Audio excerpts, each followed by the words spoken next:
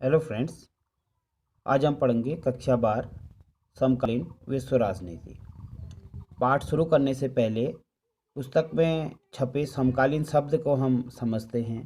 समकालीन शब्द का अर्थ होता है हाल ही में घटी हुई घटनाएं, यानी जो घटनाएं हाल ही में घटी हैं उन्हें हम समकालीन कहते हैं। इसके अंतर्गत उन घटनाओं को शामिल किया जाता है जो मुख्यतया द्वितीय विश्व युद्ध के बाद 1945 के बाद घटी हैं। उसके बाद का जो घटना चक्र है वो आपके पुस्तक में दिया गया है। आपकी पाठ्यपुस्तक का पहला अध्याय है शीत युद्ध का दौर। इस अध्याय में हम जानेंगे कि शीत युद्ध क्या है और वह अन्य युद्धों से किस प्रकार अलग है। आइए अब समझते हैं युद्ध को। युद्ध मुख्यतः दो प्रकार का होता है, गर्म युद्ध या परंपरागत युद्ध, ये पहला प्रकार है। दूसरा युद्ध है शीत युद्ध।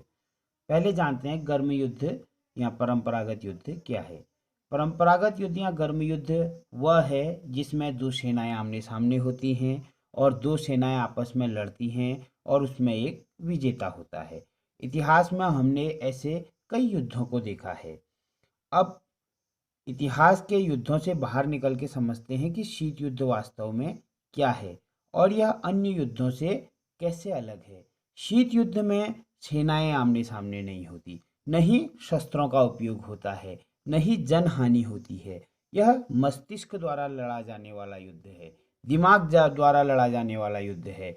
इसमें कूटनीति, जासूसी इत्यादि काम में आते हैं। शीत युद्ध को किताबों में कई तरह से परिभाषित किया गया है। आइए एक सरल भाषा में, एक साधारण भाषा में, एक उदाहरण के माध्यम से समझते हैं कि शीत युद्ध वास्तव में क्या है। आइए उदाहरण द्वारा समझते हैं। माना दो व्यक्ति हैं और उनका नाम, एक का नाम राम है, दूसरे का नाम श्याम है, और दोनों एक दूसरे के दुश्मन हैं और दोनों के पास बंदूकें हैं, हथियार हैं, जिनके माध्यम से वह एक दूसरे को काफ़ी नुकसान पहुंचा सकते हैं। लेकिन क्या वह ऐसा युद्ध करेंगे? नहीं करेंगे। क्यों? क्योंकि वह जानते हैं कि यदि एक पक्ष हथियारों का उपयोग करेगा, बंदूक का उपयोग करेगा, तो दूसरा भी बंदूक का उपयोग या हथियारों का उपयोग कर सकता है। ऐसी स्थिति में वो क्या करेंगे? वह समाज में एक दूसरे को नीचा दिखाएंगे, एक दूसरे की कमियां ढूंढेंगे, एक दूसरे की जासूसी करेंगे, लेकिन वह हथियारों का इस्तेमाल नहीं करेंगे। लेकिन ऐसी स्थिति में भी भविष्य में हो सकता है उनके बीच युद्ध हो जाए। तो ऐसी स्थिति जहाँ पर हथियारों का प्रयोग न हो, मस्तिष्क का प्रयोग हो और भविष्य में युद्ध की संभावना बनी हो, उसी को हम शीत युद्ध कहते हैं। उदाहरण को समझने के बाद आइए समझते हैं जो परिभाषाएं किताबों में शीत युद्ध में के बारे में दी गई हैं। किताबों में लिखा गया है कि शीत युद्ध परंपरागत युद्ध नहीं है। यह युद्ध कूटनीति का युद्ध है, एक दूसरे को नीचा दिखाने का युद्ध है तथा एक दूसरे की जासूसी से संबंधित युद्ध है। शीत युद्ध द्वितीय विश्व युद्ध के बाद हुआ।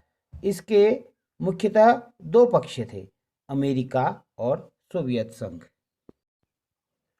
समकालीन विश्व व्यवस्था में शीत युद्ध क्यों हुआ और ऐसी कौन सी परिस्थितियां रही कि शीत युद्ध के दो ध्रुव अमेरिका और सोवियत संघ एक दूसरे के आमने सामने आए और उन्होंने शीत युद्ध को ही क्यों अपनाया। सबसे पहले हम जानते हैं कि जो शीत युद्ध है वह द्वितीय विश्व युद्ध के बाद आरंभ हुआ था और हमें यह भी पता है कि द्वितीय विश्व युद्ध समाप्त कैसे हुआ था।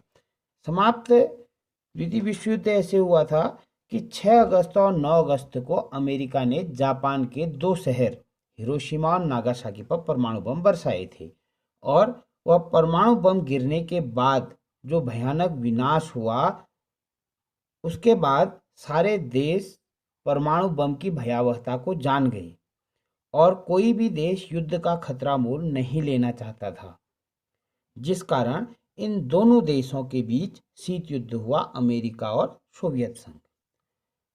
अब प्रश्न यह उठता है कि द्वितीय विश्व युद्ध के बाद सोवियत संघ और अमेरिका के बीच ही शीत युद्ध क्यों हुआ? क्योंकि अन्य देश भी थे, ब्रिटेन थे, फ्रांस, जर्मनी, क्या इनके बीच शीत युद्ध क्यों नहीं हुआ? तो इसका आंसर है, द्वितीय विश्व युद्ध के बाद यूरोप के लगभग सभी देश, फ्रांस, जर्मनी, इटली, ब्रिटेन, यह आर्थिक रूप से काफ़ी बर्बाद हो चुके थे और विश्व में तब दो ही महाशक्तियाँ थी, अमेरिका और सोवियत संघ। यह भी माना जाता है कि जो एटॉमिक वेपन, जो परमाणु हथियार थे, जो हिरोशिमा नागासाकी पर गिराए गए थे, उसके बारे में अमेरिका ने सोवियत संघ को नहीं बताया था। तो कई अन्य कारण थे जिस कारण शीत युद्ध हुआ। मुख्य कारण यह था कि द्वितीय विश्व युद्ध के बाद विश्व में दो ही शक्तिशाली देश बचे जिन्होंने अपनी अर्थव्यवस्था को संभाल लिया था, और वह दो देश थे सोवियत संघ और अमेरिका। अब पुस्तक में एक अन्य शब्द दिया गया है, अवरोध। आइए समझते हैं अवरोध वास्तव में है क्या। जैसा कि आप देख रहे हैं कि अवरोध का अर्थ लिखा है रोक और संतुलन।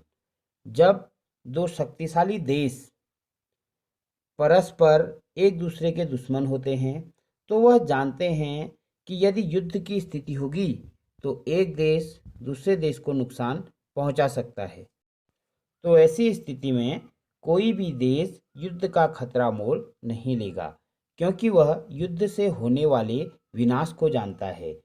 इसीलिए अवरोध का अर्थ है रोक और संतुलन, यानी कि अपने सापेक्ष जो दूसरा देश है उसे परंपरागत युद्ध में सेनाओं के माध्यम से न हराकर उसे कूटनीति के माध्यम से, उसे अंतर्राष्ट्रीय स्तर पर नीचा दिखा के हम हरा सकते हैं। इससे शीत युद्ध को बढ़ावा मिलता है। इसी को हम अवरोध कहते हैं। अवरोध का अर्थ होता है रोक और संतुलन। तो आज की वीडियो में हमने शीत युद्ध के बारे में जाना और उसकी कुछ शब्दावलियों को जाना।